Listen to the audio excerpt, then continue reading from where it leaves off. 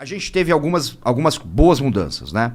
Uma das principais foi a questão dos calibres, que a gente tinha muitas restrições, né? Então, por exemplo, né, pessoal aí que não conhece o assunto, não conhece calibre, a gente podia ter o cidadão, o civil, né? Eu, vocês, tal. A gente podia ter no máximo, né, para revólver o calibre 38 e para pistola o calibre 380. Em especial o 380 é um calibre anêmico, né? É o mínimo que a gente consegue aceitar para você usar como arma de defesa, né?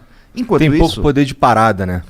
poder de parada não existe. A gente pode até... Ah, é? É. Porra, que o nego no quartel falava isso direto. Direto. Nenhuma Magnum?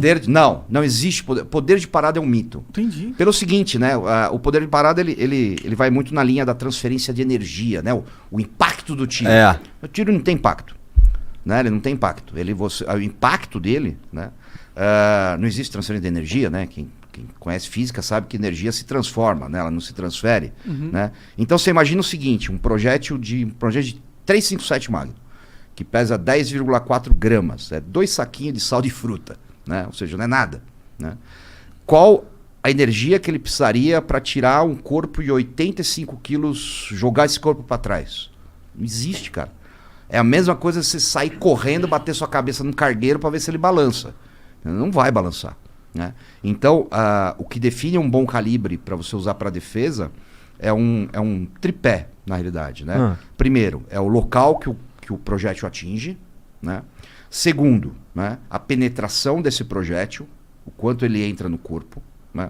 E terceiro, o diâmetro desse projétil, que é para ter destruição de tecido, né? E o 380, ele é um projétil muito leve, uma munição baixa. Então a tendência dele é penetrar pouco. Então, Entendi. Então ele fica ali, isso. quase não machuca Se o cara de for muito verdade. gordão, fica preso na barriga. Se for muito gordo, se musculatura muito espessa, roupa muito pesada, né? Tudo isso vai atrapalhar. Disparos indiretos, através de uma janela de carro, através de uma porta de casa, né? Se for necessário. E aí, o que acontecia, né? A gente tinha essas restrições, e os bons calibres de defesa, que são utilizados no mundo inteiro, eram restritos a policiais, militares, que é o 9mm, o 40, o 45, o 357, né? E aí se liberou esses calibres, né? Então hoje qualquer cidadão pode ter um 9mm, uma pistola 9mm, pode ter uma 45, pode ter uma 40, pode ter um 357. Isso é ótimo. Por quê? Porque não é um calibre que mata mais, como algumas pessoas gostam de imaginar, né? É um calibre mais efetivo para você tirar um agressor de combate. Porque assim, se eu tiver que usar a minha arma, né, é porque minha vida depende disso, né? Se minha vida depende disso, quanto mais rápido esse agressor cessar a agressão dele, parar a agressão dele, mais chance eu tenho de sobreviver. Então esses calibres mais efetivos são necessários. Isso foi uma mudança muito boa mesmo, né? E tivemos algumas outras, né? Como por exemplo a questão da efetiva necessidade. Uma forma meio macarrônica, mas o que é efetiva necessidade? Efetiva necessidade é o seguinte: quando você vai lá comprar uma arma, então as regras continuam as mesmas, né? Você tem que ter no mínimo 25 anos, não pode estar sofrendo nenhum tipo de processo criminal, não pode ter nenhum tipo de passagem na polícia, etc.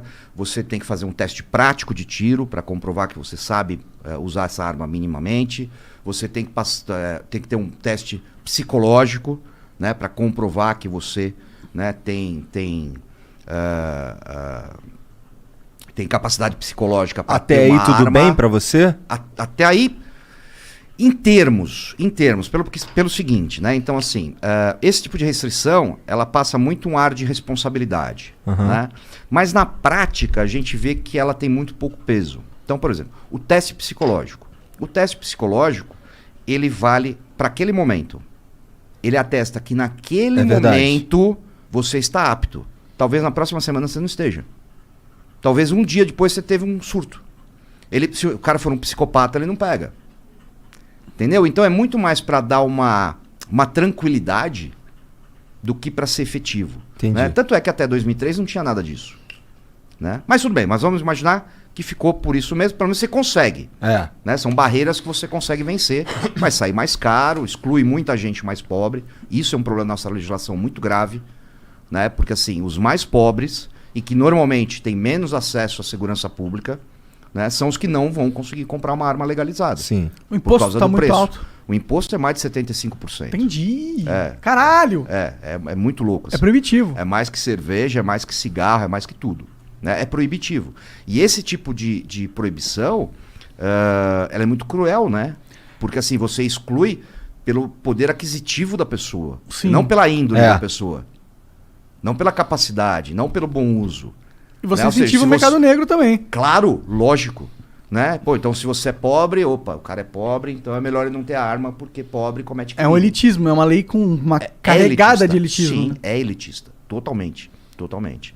E aí, depois de tudo isso vencido, você ainda tinha que apresentar lá uma declaração de efetiva necessidade. Ou seja, você tinha que escrever lá para o delegado da Polícia Federal por que você tinha que ter uma arma na sua casa. Só que isso é extremamente subjetivo.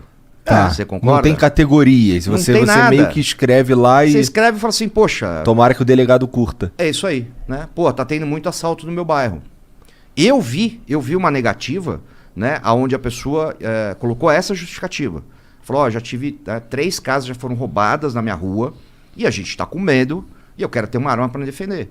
E a negativa do delegado negou, falou assim, não, negado pedido porque vão roubar sua arma. Ué? Caralho. Aí caralho. Sério? Isso. Olha que loucura. Você entendeu? O que era a justificativa mais plausível do mundo, né? De, porra, eu vou ser assaltado, né? Virou contra ele. Não, você não pode ter uma arma porque você vai ser assaltado. Mas se eu não fosse assaltado, eu não precisava ter arma. Óbvio. Né? Olha que loucura. Esse é um pouquinho E é o engraçado. entendimento da justiça que o bandido, ele é muito superior ao cidadão. Tipo, Sim, ele nasce sabendo usar uma arma. É impressionante. não, ele entra na casa com um time tático, apoio. Sim, só ele é bom, entendeu? Sim. Ele aparece no meio da sala, né? Aparece. Poderes mágicos.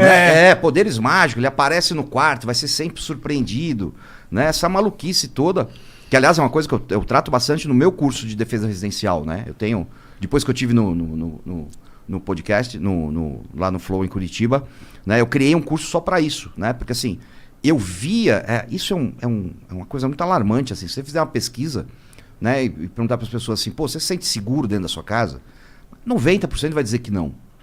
Cara, isso é muito assustador, né? Você viver num país onde, porra, 90% das pessoas não se sente segura dentro da própria casa. Cara, isso não pode acontecer. Né? Isso não poderia acontecer, é terrível. O que a gente pode fazer hoje em dia é encher de câmera. Mas isso, encher de câmera, tu vai ver que nada. o cara te roubou. Isso, exatamente, né? Você vai mandar pros amigos depois no WhatsApp, falar, ó o cara entrando na minha casa, olha ele dando na minha cara, né? Olha ele fazendo xixi no tapete. Entendeu? É isso, cara, infelizmente é isso. Isso é uma coisa interessante, porque assim, eu lembro assim, eu nasci em 1970, né? Tô com 50 anos. E até 2003 era muito fácil você comprar uma arma no Brasil. Né? Em 1991, quando eu fiz 21 anos, eu comprei minha primeira arma. Né? Eu apresentei 3 documentos. Né? Eu apresentei um atestado de antecedente emitido pela Polícia Civil aqui de São Paulo, um olerite, né? O comprovante de renda lícita. Lá no Rio a gente chama de contra-cheque. Contra-cheque, exatamente, o contra-cheque. E um comprovante de residência, mais nada. Com esses 3 documentos, 15 dias depois, com 21 anos, eu estava com meu revólver em casa. Né? E aí, assim, e o que a gente imaginava, né? Pô, comprei um revólver, legal, tô protegido. Só que isso não basta. Né? Aí chega 2003, fica muito difícil você comprar uma arma, né? Fica burocrático, fica politicamente incorreto, né? Aquela demonização, porque, porra, até, imagina, década de 70, década de 80, década de 90, cara, quase todo mundo que eu conheço tinha arma em casa, né? Todo tio tinha uma arma, todo vô tinha uma arma no sítio, né? Ninguém se espantava, ninguém ficava com medinho, né? Ai, uma arma. Mas isso não acontecia, né? Mas, rapidão, em 2003, quando alterou, eles brigaram com quem já tinha arma também? Ou os caras que já tinham arma? Não, então, aí eles lançaram um negócio que era o recadastramento. Né? Então você tinha uma arma, você comprou legalmente, certinho. Aí você tinha que fazer o recadastramento dessa arma, passar por todo esse trâmite burocrático a cada 3 anos. Eita. E aí o que aconteceu? 7 milhões de pessoas de armas foram jogadas na ilegalidade. Porque ninguém fez, cara. Ninguém fez, era caro, era burocrático. E a gente sabe que boa parcela dessas pessoas não fizeram por desconfiança do governo. Entendeu? O brasileiro, via de regra, ele não confia no governo. Né? E ninguém tem que confiar mesmo. Né? Isso é uma regra que eu levo pra vida, assim, ó. Se é governo, não é confiável. É. Ponto. Porque é governo. Sim, não importa quem seja. Não importa quem seja.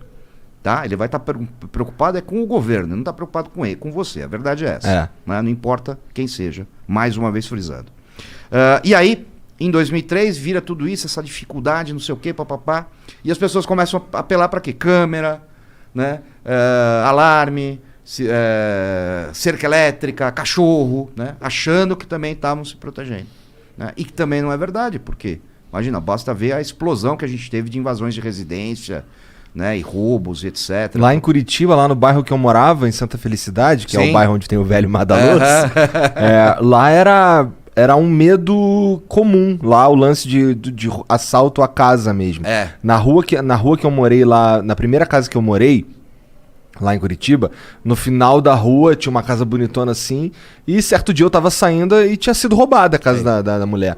Depois, assim, eu fiquei sabendo de pelo menos três que aconteceram ali perto de mim. Mas toda hora eu escutava umas histórias assim. Sim. Porque Santa Felicidade é perto da BR, é mais fácil de fugir. Não sei exatamente. quê. O cara invade, faz e vai vaza, embora. Né? E assim, o roubo em residência é aterrorizante, né? Porque você imagina... Porque assim, uma coisa é o cara te roubar na rua. Na rua, primeiro, o cara vai querer chegar, roubar e sair o mais rápido possível. No máximo, se tudo der errado, você toma um tiro. Vamos pensar isso. Tá. Se tudo der errado, você toma um tiro. E dentro da sua casa? Cara, depois que o cara entrou, ele faz o que ele quiser. Durante quanto tempo ele quiser. E não vai aparecer ninguém do chão pra te ajudar. Esse é o problema.